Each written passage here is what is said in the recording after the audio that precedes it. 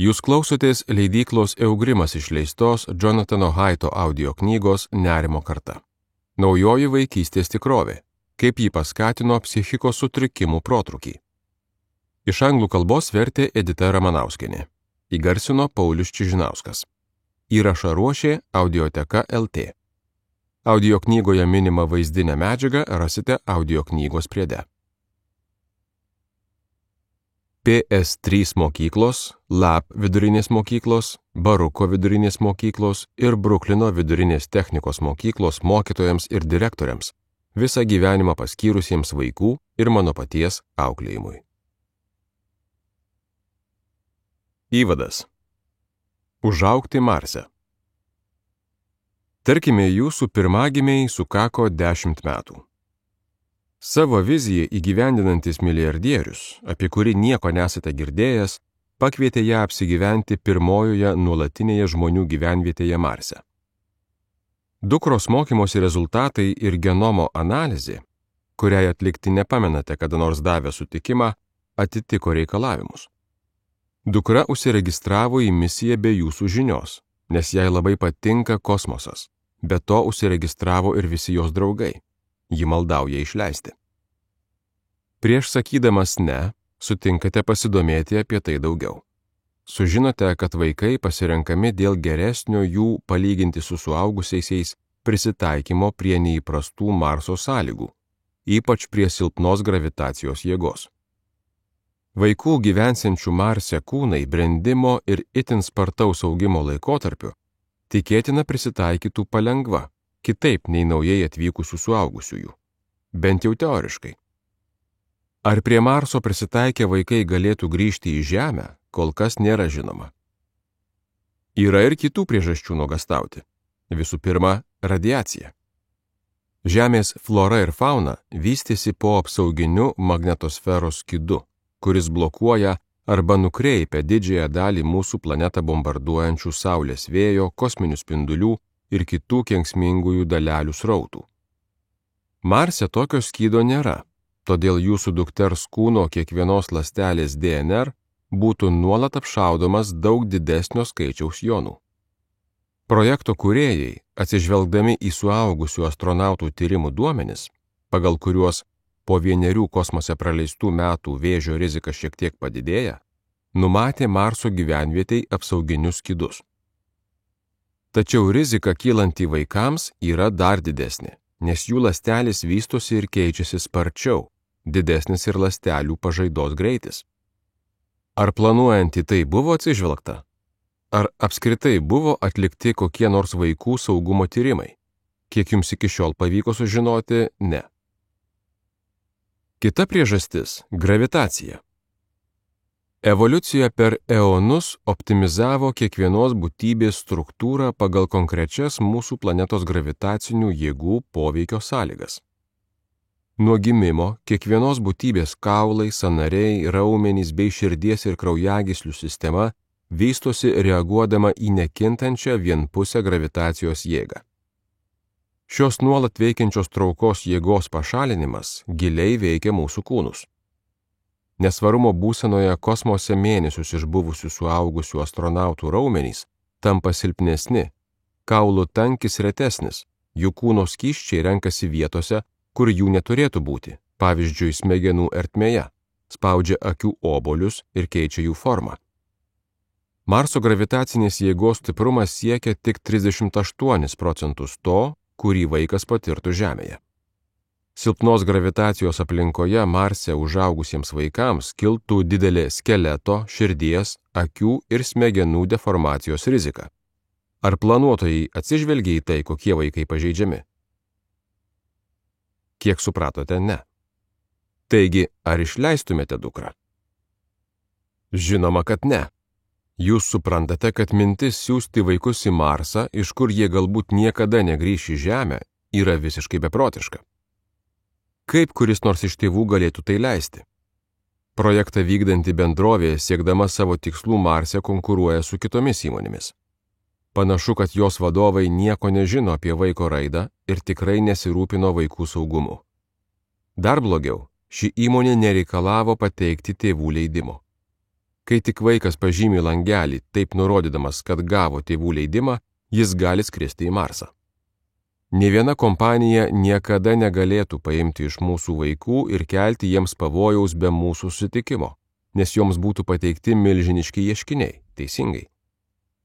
Tūkstantmečių sandūroje Jungtinių valstijų vakarinėje pakrantėje įsikūrusios technologijų kompanijos, besinaudodamos sparčia interneto plėtra, sukūrė visą rinkinį pasaulį keičiančių produktų.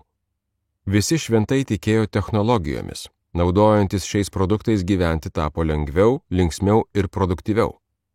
Žmonėms susisiekti ir bendrauti tapo paprasčiau, todėl atrodė, kad šių produktų atsiradimas palaimingai paveiks besiformuojančios demokratijos šalių, kurių vis daugėjo, vystymasi. Ką tik nukritus geležiniai uždangai, tai atrodė kaip naujo amžiaus aušra. Šių technologijų kompanijų steigėjai buvo tituluojami didvyriais, genijais ir pasaulio geradariais, kurie kaip ir Prometėjas žmonijai atnešė dievų dovanas. Dėl technologijų pramonės įtakos pasikeitė ne tik suaugusiųjų gyvenimas. Vaikų gyvenimas taip pat ėmė keistis. Vaikai ir paaugliai nuo 6-ojo dešimtmečio žiūrėjo daug televizijos, o naujosios technologijos buvo lengvai nešiojamos, labiau suasmenintos ir patrauklesnės nei kuri nors anksčiau naudota priemonė. Tėvai greitai tai suprato, taip pat ir aš pats 2008-aisiais, kai mano 2 metų sūnus mano pirmajame iPhone'e įvaldė lietimo ir braukimo sąsają. Daugeliui tėvų palengvėjo patyrus, kad su išmaniuoju telefonu arba planšetiniu kompiuteriu vaikas gali valandas išbūti laimingas, įsitraukęs ir tylus. Ar tai buvo saugu? Niekas nežinojo, bet kadangi visi taip darė, visi tikėjosi, kad viskas turėtų būti gerai. Šios bendrovės atliko per mažai arba visai neatliko savo produktų poveikio vaikų ir paauglių psichikos sveikatai tyrimų, nesidalijo duomenimis su šį poveikį tiriančiais mokslininkais.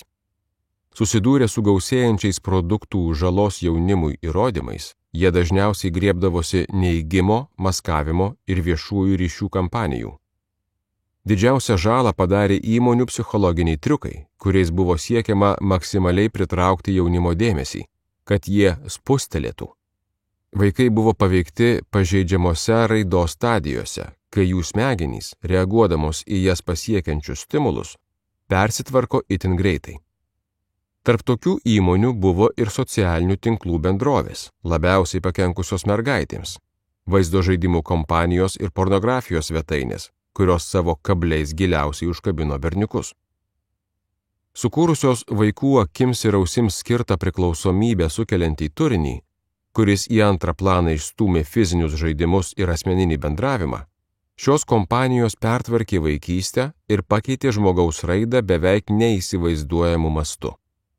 Nors intensyviausiai ši pertvarka vyko 2010–2015 metais, tačiau istorija, kurią išdėstysiu, prasidėjo nuo baimių persmelkto ir perdėtai globojančių tėvų auklėjimo įsitvirtinimo praėjusio amžiaus 9-ajame dešimtmetyje ir per COVID pandemiją, besitęsiančio iki šių dienų.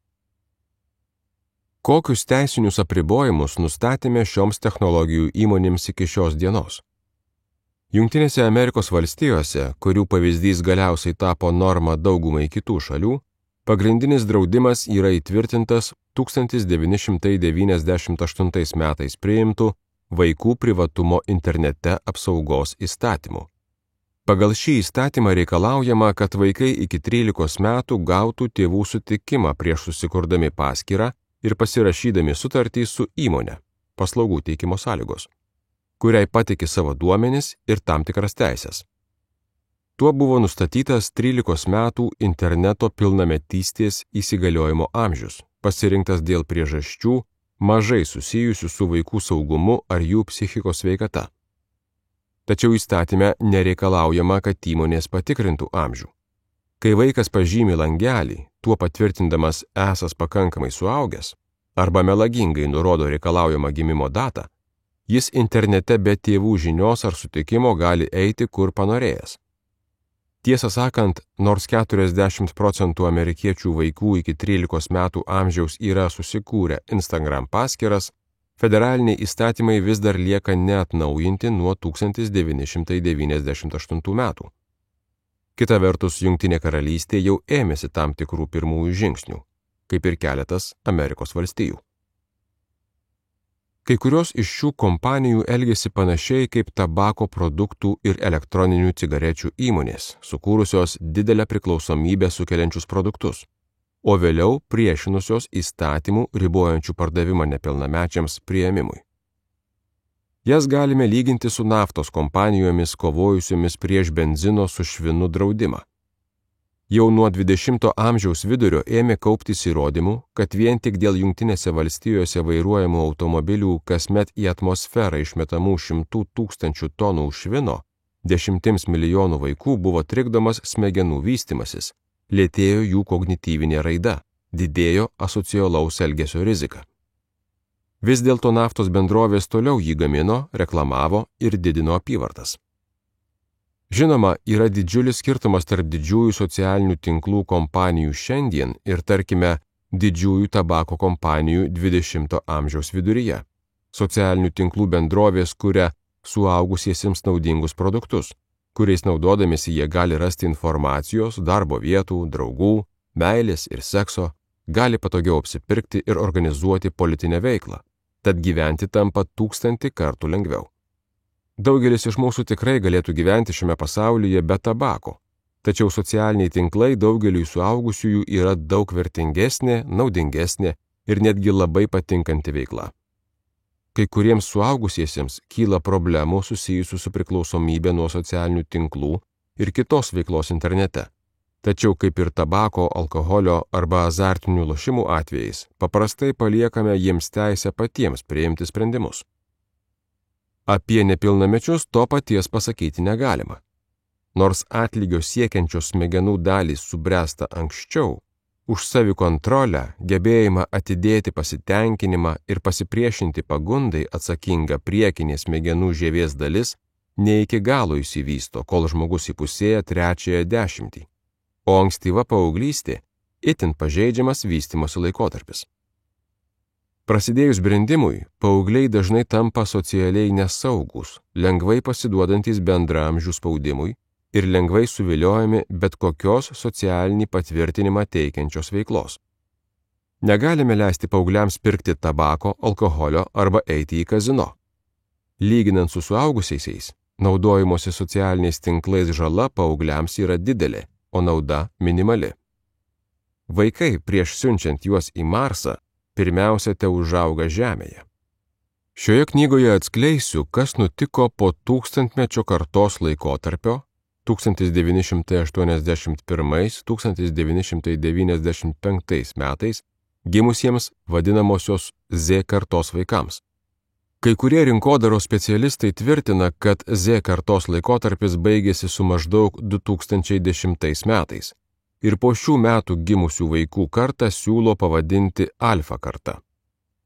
Nemanau, kad Z kartos, nerimo kartos laikotarpiui gali būti nustatyta pabaigos data, kol nieko nedarysime, kad pasikeistų vaikystės sąlygos, dėl kurių šiuos jaunus žmonės kankina nerimas. Socialiniai psichologijai Jeanai Twenge paskelbus savo novatorišką darbą į kartą, kodėl dabartiniai prie interneto nuolat prisijungę vaikai užaugę tampa mažiau maištingi, tolerantiškesni, netokie laimingi ir visiškai nepasiruošę suaugusiojo gyvenimui ir kaip tai paveiks mus visus, tapo aišku, kad skirtumus tarp kartų lemia ne tik grėsmingi vaikų patirties įvykiai, pavyzdžiui, karai ir depresija, bet ir vaikystėje jų naudotos technologijos – radijas, televizija, asmeniniai kompiuteriai, internetas, iPhone. Pirmųjų gimusių Z kartos vaikų brendimo pradžia maždaug 2009 metai, kai technologijos vystėsi net keliomis kryptimis. Greitojo plačiajuosčio interneto ryšio plėtros, 21 amžiaus pirmajame dešimtmetyje, iPhone pasirodymo 2007 metais ir naujai atsiradusių bei sparčiai išplitusių socialinių tinklų. Pasirodžius interneto pasaulio socialinę dinamiką pakeitusiems mygtukams patinka ir pasidalinti, socialiniai tinklai įsitvirtino kaip įtakingiausia iš šių tendencijų. Iki 2009 metų socialiniais tinklais daugiausia buvo naudojamasi bendrauti su draugais. Buvo mažiau galimybių trumpiems ir dažniems komentarams rašyti. tad socialinių tinklų žala nesiekė tokio masto kaip šiandien. Ketvirtoji, labiau mergaitės nei berniukus paveikusi tendencija išryškėjo vos po kelerių metų, kai 2010 metais buvo pagaminti išmanieji telefonai su priekinėmis kameromis. Facebook įsigijo dėl šios priežasties labai išpopuliarėjusį Instagram 2012 metais ir visi pamėgo skelbti asmenukes. Dauguma paauglių kruopščiai atrinktomis asmeninėmis nuotraukomis ir vaizdo įrašais ėmė dalintis itin aktyviai. Jie siekė ne tiek pasidalinti, kiek sulaukti kitų vertinimų. Z karta tapo pirmąją istorijoje su išmaniaisiais telefonais kišenėse brendusią kartą, dėmesį nuo šalia esančių žmonių nukreipusią į alternatyvų pasaulį, kuris buvo įdomus, sukeliantis priklausomybę, nestabilus ir, kaip toliau įrodysiu, netinkamas vaikams ir paaugliams. Šiame pasaulyje, norėdami išsiskirti ir sulaukti sėkmės, jie turėjo stengtis nuolat tobulinti savo internetinį įvaizdį. Jiems teko dėti daug pastangų, kad sulauktų paauglystėje gyvybiškai svarbaus bendraamžių pritarimo ir išvengtų visų paauglių košmaro, patyčių internete. Z kartos paaugliai valandų valandoms pasinėrė į kasdienį laimingų draugų, pažįstamų ir tolimų influencerių blizgančių įrašų skrolinimą. Jie žiūrėjo vis daugiau kitų vartotojų kurtų vaizdo įrašų ir automatinio paleidimo algoritmų siūlomų pramogų, sukurtų paauglių dėmesiu išlaikyti. Dėl to daug mažiau laiko jiems likdavo tarpusavio žaidimams, pokalbiams, prisilietimams ar žvilgsniams draugams ir artimiesiems į akis, sėkmingam žmogaus vystymuisi būtinam gyvam socialiniam ryšiui. Todėl Z kartos vaikai, galima sakyti, augo naujomis bandomosiomis, radikaliai skirtingomis sąlygomis, labai nutolusiomis nuo mažų bendruomenių sąveikų pasaulio, kuriame evoliucionavo žmonės. Tai ir vadinu esminių vaikystės pokyčių laikotarpiu. Šiuos vaikus beveik būtų galima vadinti pirmąją Marse užaugusią kartą. Esminiai vaikystės pokyčiai susiję ne tik su vaikų dienotvarke ir protus formuojančių technologijų pokyčiais. Nemažesnė įtaka darė gerais norais grįstas, bet pražūtingas pasekmes lėmęs tėvų siekis labai saugoti savo vaikus ir riboti jų savarankiškumą tikrame pasaulyje.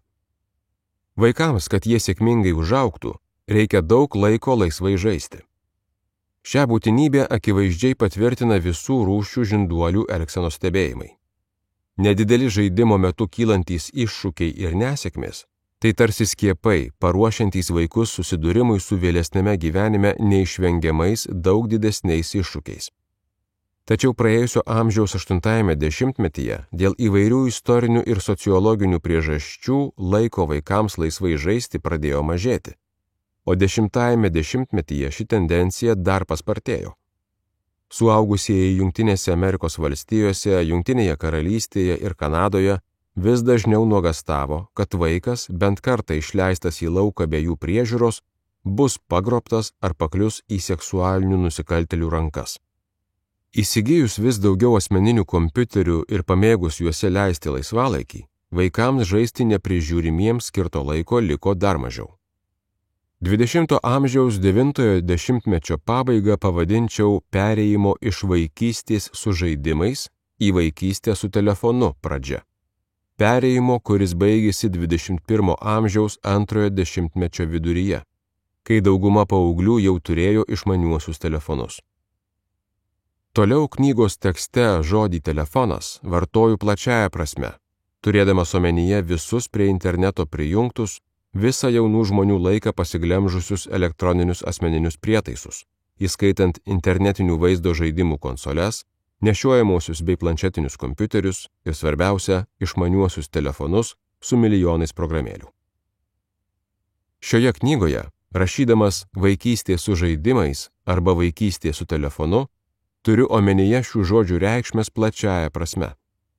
Šioms reikšmėms priskiriu tiek vaikų, tiek paauglių amžiaus tarpsnius, užuot atskirai rašęs vaikystė su telefonu arba paauglystė su telefonu. Daugelis raidos psichologų perėjimą nuo vaikystės iki paauglystės priskiria brendimo pradžiai, bet atsižvelgiant į tai, kad vaikai pradeda bręsti būdami skirtingo amžiaus, Ir tai, kad pastaraisiais dešimtmečiais tai vyksta vis anksčiau, nebūtų teisinga paauglystės tapatinti su tam tikru amžiaus tarpsniu. Todėl toliau šioje knygoje apibrėšime šiuos amžiaus tarpsnius. Vaikai nuo 0 iki 12 metų. Jaunesnieji paaugliai nuo 10 iki 12 metų. Paaugliai nuo 13 iki 19 metų. Nepilnamečiai visi jaunesni nei 18 metų. Esu linkęs dažniau rinktis žodį vaikai, nes jis skamba mažiau formaliai ir techniškai nei nepilnamečiai. Mano nurodytų vaikų ir paauglių amžiaus tarpsnių 2 metų dalinis sutapimas nėra klaida. Vaiko amžius nuo 10 iki 12 metų yra tarpinis laikotarpis tarp vaikystės ir paauglystės, dar vadinamas ankstyvąja paauglyste. Ir dėl šios priežasties jie dažnai vadinami 12-mečiais. Twins, short for teenager. Jie tokie pat žaismingi kaip ir jaunesni vaikai, tačiau jų elgsena jau ima veikti paauglystei būdingi socialiniai ir psichologiniai kompleksai. Pereinamųjų laikotarpių nuo vaikystės su žaidimais prie vaikystės su telefonu daugeliui vaikų ir paauglių patiko namuose žaisti internetu, tačiau dėl to jie prarado galimybę patirti sudėtingą, sėkmingam visų žinduolių jauniklių vystymusi reikalingą fizinę ir socialinę patirtį, būtina pagrindinėms kompetencijoms įsiugdyti, vaikystės baimėms įveikti ir mažiau kliautis tėvų pagalba. Virtuali sąveika su bendraamžiais šių patirtinių nuostolių visiškai nekompensuoja. Deja, bet tie vaikai, kurių žaidimų laikas ir socialinis gyvenimas persikėlė į internetą, vis dažniau nuklysta į suaugusiesiems skirtas interneto erdves, kur gali susidurti su suaugusiesiems skirtu turiniu, dažnai žalingu nepilnamečiams. Taigi tėvai, stengdamiesi apriboti riziką ir laisvę tikrame pasaulyje, virtualiajame dažnai nesąmoningai suteikia savo vaikams visišką nepriklausomybę dažniausiai dėl tos priežasties, kad daugumai jų buvo sunku suprasti, kas ten vyksta, jau nekalbant apie išmanymą, ką ir kaip riboti. Pagrindinis mano teiginys šioje knygoje – 2 tendencijos – per didelė apsauga tikrame pasaulyje ir nepakankama apsauga virtualiajame buvo pagrindinės priežastys, dėl kurių po 1995 metų gimę žmonės gali būti vadinami nerimo karta. Keletas pastabų apie terminiją. Kalbėdamas apie tikrąjį pasaulį turiu omenyje per milijonus metų susiklosčiusius žmonių santykius ir socialinę sąveiką, kuriai būdinga. 1. Įkūnytas bendravimas. Tiek sąmoningas, tiek nesąmoningas savo ir kitų kūno reakcijų suvokimas ir pasirinkimas, kaip į jas atsakyti. 2. Sinchroniškos sąveikos. Tuo pačiu metu sąveikos dalyviai nuskaito subtilius kreipimosi laiko ir eiliškumo ženklus. 3. Bendravimas vienas su vienu arba vienas su keliais, kai tam tikru momentu vyksta tik viena sąveika. 4. Būrimasis į bendruomenes, kurios nustato aukštus priėmimo ir pašalinimo reikalavimus, todėl šių bendruomenių nariai motyvuoti investuoti į santykius ir spręsti kylančius nesutarimus. Priešingai, kalbėdamas apie virtualųjį pasaulį, turiu omenyje vos per kelis dešimtmečius susiklosčiusius žmonių santykius ir sąveiką, kuriems būdinga. 1. Iškūnyti santykiai. Tai reiškia, kad visų kūnų į sąveiką neįsitraukiame, naudojame tik kalbos priemonės. Partnerių šiuose santykiuose gali būti ir jau yra dirbtinis intelektas. 2. Asinchroninės sąveikos, galinčios vykti rašant tekstus ir komentarus. Vaizdo skambutis kas kita, jis yra sinchroninis. 3. Daugybė vienas su daugeliu, taip pat ir vienu metu dideliai auditorijai transliuojamų sąveikų. 4. Bendruomenės, nustačiusios žemus priėmimo ir pašalinimo reikalavimus nariai, nepatinkančius kontaktus gali tiesiog užblokuoti arba ignoruoti. Tokios bendruomenės paprastai gyvuoja trumpai, o santykiai tarp narių dažnai būna vienkartiniai. Aiškias linijas tarp abiejų pasaulių nubrėžti nėra lengva. Mano šeimos santykiai – tikrojo pasaulio, nors ryšiams palaikyti naudojame FaceTime žinutes ir elektroninį paštą. Ir atvirkščiai, santykius tarp dviejų laiškais bendravusių 18 amžiaus mokslininkų labiau galima palyginti su virtualiojo pasaulio santykiais. Kad santykiai būtų geri, svarbiausias veiksnys – įsipareigojimas. Kai žmonės auga bendruomenėje, iš kurios lengvai pabėgti negali, jie daro tai, ką milijonus metų darė ir mūsų protėviai. Atkakliai mokosi, kaip valdyti santykius, save ir savo emocijas, kad šie vertingi santykiai išliktų. Žinoma, yra daug internetinių bendruomenių radusių būdų sukurti stiprų tarpasmeninio įsipareigojimo ir priklausimo jausmą, tačiau vaikai augantys tarp daugybės mutuojančių socialinių tinklų, kuriems nereikia atskleisti savo tikrųjų vardų ir nuo kurių jie gali atsijungti vienu mygtuko paspaudimu, yra mažiau linkę mokytis tokių įgūdžių. Šią knygą sudaro 4 dalys.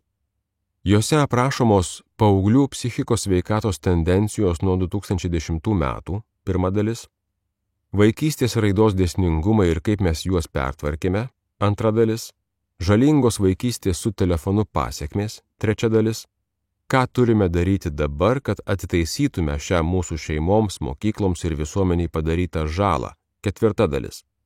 Tai įmanoma, jei veiksime kartu. Pirmoje dalyje išdėsčiau paauglių psichikos sveikatos ir gerovės nuosmukį 21 amžiuje patvirtinančius faktus, parodydamas, koks pražūtingas buvo greitas perėjimas prie vaikystės su telefonu. Psichikos sveikatos pablogėjimą rodo 21 amžiaus antrojo dešimtmečio pradžioje staigiai pakilęs nerimo, depresijos ir savęs žalojimo lygis, labiausiai mergaičių. Istorija su berniukais sudėtingesnė. Jų rodikliai ima kilti šiek tiek anksčiau, bet ne taip sparčiai, išskyrus savižudybių rodiklius. Antroje dalyje stengiausi parodyti, kad 21 amžiaus antrajame dešimtmetyje išryškėjusios psichikos sveikatos krizės priežastys glūdi praėjusio amžiaus 10-ajame dešimtmetyje ir atskleisti, kaip vaikų auklėjimą paveikė tėvų baimė ir pernelyg didelės pastangos juos apsaugoti. Pateikiu svarių argumentų patvirtinančių mano teiginį, kad atsiradus išmaniesiems telefonams vaikai ir paaugliai neteko reikalingiausios gyvais santykiais grįstos socialinės patirties, žaidybinėje veikloje prisiimti riziką, galimybės ugdytis kultūriškai, dalyvauti iniciacijos apeigose ar megzti romantinius ryšius. Trečioje dalyje pristačiau tyrimų duomenis atskleidžiančius, kaip perėjus į vaikystės su telefonu erą, vaiko raida buvo įvairiapusiškai sutrikdyta. Aprašau 4 pamatines jų patiriamas žalos pasekmes – miego trūkumą, socialinių kontaktų trūkumą, dėmesio fragmentaciją ir priklausomybę. Toliau telkiu dėmesį į mergaitės, kad parodyčiau, jog socialinių medijų naudojimas ne tik koreliuoja su psichikos liga, bet ją ir sukelia, ir pateikdamas empirinių įrodymų paaiškinu, kaip tai vyksta. Pastaba apie lytį. Mergaitės ir berniukai skirtingais būdais naudojasi skirtingomis platformomis, skaičiuojant vidurkį, ir susiduria su skirtingomis psichikos sveikatos ir psichikos ligomis. Todėl kai kuriuose šios knygos dalyse, ypač 6 ir 7 skyriuose, atskirai nagrinėjamos mergaičių ir berniukų psichikos sveikatos tendencijos ir procesai. Pažymėtina, kad atsiranda vis daugiau duomenų apie Z kartos jaunuolių problemas. Keletas tyrimų rodo, kad nebinarinės lyties tapatybės jaunų žmonių psichikos sveikata yra dar blogesnė nei jų bendraamžių mergaičių ir berniukų. Vis dar nepakankamai atlikta tiek istorinių, tiek naujų šios grupės tyrimų. Tikiuosi, kad būsimi tyrimai padės suprasti, kaip šios technologijos veikia būtent nebinarinės lyties tapatybės jaunuolius. Dauguma šioje knygoje pristatytų tyrimų išvadų gali būti taikomos visiems paaugliams. Pavyzdžiui, visos 4 pamatinės žalos paveikia paauglius nepriklausomai nuo jų lytinės tapatybės. Pastabos pabaiga. Parodau, kaip, tik šiek tiek kitokiu būdu, sutrinka berniukų psichikos sveikata. Atskleidžiu, kaip esminiai vaikystės pokyčiai susiję su dažnėjančiais nesėkmingos pradžios, perėjimo iš paauglystės į suaugusiųjų amžių, prisiimant su tuo susijusias pareigas atvejais. Trečią dalį baigiu apmąstymais, kaip gyvenimas su telefonu keičia mus visus vaikus, paauglius ir suaugusiusius, trikdydamas dvasinį tobulėjimą. Aptariu 6 senovinės dvasinės praktikas, kurių laikydamisi visi šiandien gyventume geriau. 4 dalyje išdėstau, ką galime ir privalome padaryti dabar. Siūlau tyrimais grįstus patarimus, ką galėtų padaryti technologijų įmonės, vyriausybės, mokyklos ir tėvai, kad pasiektų proveržį spręsdami sutelktų pastangų reikalaujančias problemas.